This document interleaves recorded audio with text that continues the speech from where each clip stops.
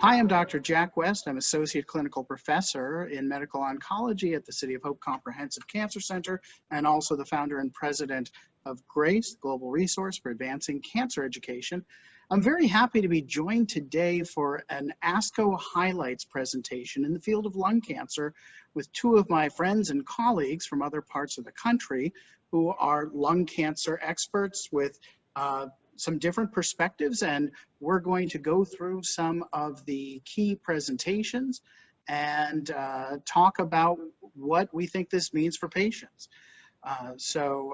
First, I have Dr. Helena A, who is medical oncologist at Memorial Sloan Kettering Cancer Center, and Dr. David Spigel, who is Chief Scientific Officer and Director of the Lung Cancer Program at the Sarah Cannon Cancer Center in Nashville, Tennessee. Thanks, guys, for joining. Let's turn to a different direction of small cell lung cancer, specifically limited stage. And limited stage is about a third of patients with small cell lung cancer. And the standard for decades now has been radiation to the chest, sometimes done twice daily, where there's some data to support it being maybe modestly better than once daily. And that is given concurrent with chemotherapy, long-time regimen of cisplatin, or perhaps sometimes substituted carboplatin with etoposide. And this has been really our go-to standard, our cornerstone for limited stage small cell for a very long time.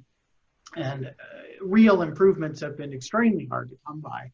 This study, presented by Dr. Gronberg and colleagues out of Scandinavia, Scandinavian countries, showed very impressive results looking at just 2 different doses of twice daily chest radiation given with the first couple of cycles of the chemotherapy, and then patients got a total of 4 cycles of chemotherapy and then got prophylactic cranial irradiation or brain radiation to reduce the risk of brain metastases, which we know are a major concern in this setting.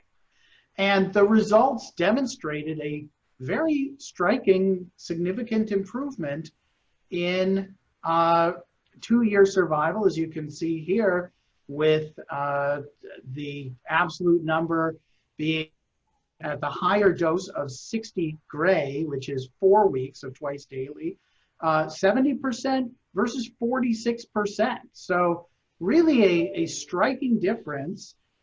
And what I think is also striking is that this wasn't accompanied by any clear evidence of greater toxicity.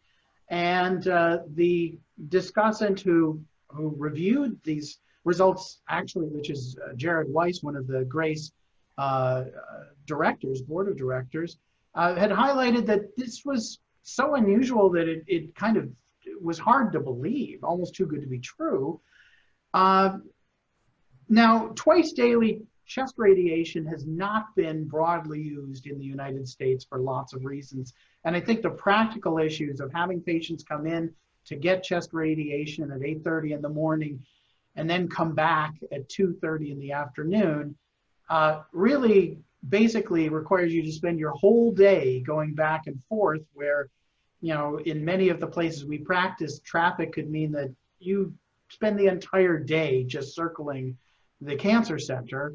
And perhaps now, in a world where there's greater risk of being in and out of the cancer center because of worry about coronavirus infection or exposure, that might be a greater issue. So this didn't get a whole lot of discussion during or immediately after ASCO.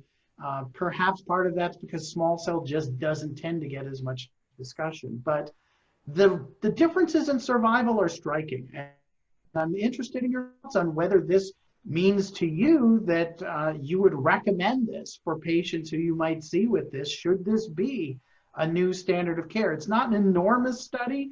As you can see, it's 160 patients, but it's a striking finding. So, Helena, can I start with you and where you think this takes?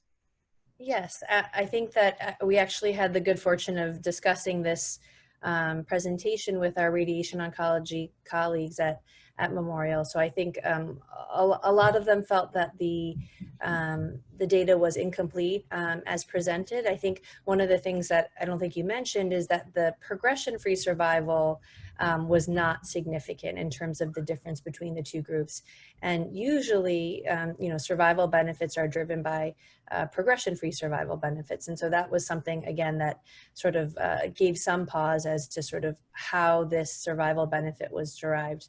So I think, we need to know information about patterns of failure. Was this, somehow changing sort of local recurrence versus distant metastatic disease? And then you did bring up the fact that the 60 gray almost looked too good in terms of toxicity. I think we know that these tumors tend to be central tumors. So to see equivalent rates of esophagitis versus, when you're giving 15 gray more, just seems a little bit suspect. So I think, did all the areas get the required amount of radiation? There's sort of some outstanding questions. So I think that leads to potentially, at the moment, this not being something that would be practice changing, in my opinion. Okay, David, what do you think? Did this capture your attention? Is this convincing to you, or do you have some of the same reservations that Helena expressed? Yeah, not much to add. I mean, I think it's interesting.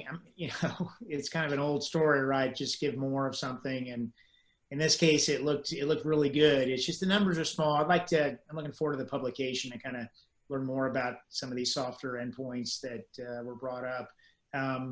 It's interesting. At our center, we're actually involved in a trial looking at adding immunotherapy to the standard regimen here, and so you wonder, as happens sometimes, is if you change the standard of care and then now immuno gets added, what if you do it all together and we won't know because the studies weren't designed that way. So nothing happens for like 30 years and then suddenly we have two potential things happening in limited stage small cells. So yeah, I think it's interesting, not yet practice changing.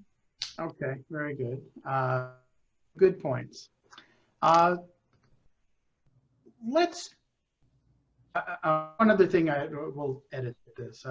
One other point you mentioned, yes, you dose and you might see better results, but in the setting of non-small cell lung cancer, the radiation therapy oncology group a few years ago did a study that escalated the dose of chest radiation with chemo and found that it backfired, that patients actually had a significantly worse survival. So, I don't think we could take for granted that more is necessarily better, even if it is here. That's the opposite of what we saw with its cousin non-small cell lung cancer. But interesting, and I think all these things may lead to judgment being reserved for a while until we see more.